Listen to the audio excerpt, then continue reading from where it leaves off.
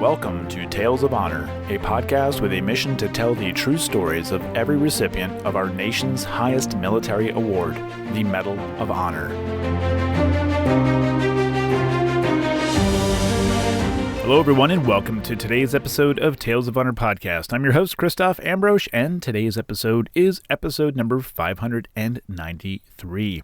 I do not have any birthdays to go over today. I'm not going to have one until, the next birthday is on the 17th, so it'll be the next Sunday episode. So next week I'll have a birthday to go over.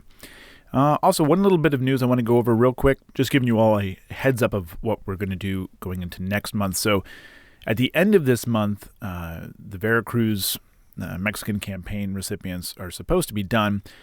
However, I was looking at the list and I noticed that there was just 4 left over after the month is done, and one of which I've already covered because it's a double recipient. So that leaves with 3. So going into March, we're going to finish up the Mexican campaign. I'm not going to leave it dangling with just 3. So we'll finish up into March, and then March and April is going to be all living recipients that I haven't done yet.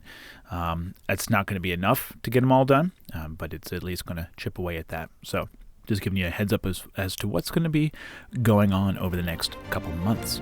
So with I got nothing else to go over, so let's get into today's Tale of Honor.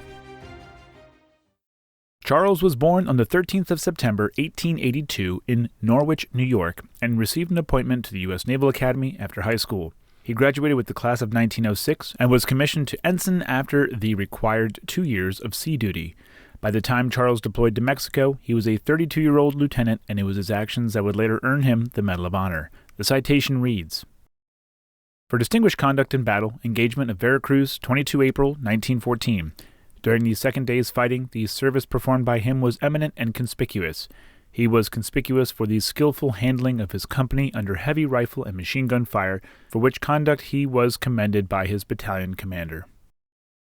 Charles received the Medal of Honor on the 4th of December, 1915, and remained in the Navy through World War I, and he was one of the last to command the USS Oklahoma from 1937 to 1939, which was sunk in the Japanese bombing of Pearl Harbor. He retired from the Navy in 1941 after 35 years of service and at the rank of Rear Admiral. Charles was married to Margaret, and the couple had 1 son.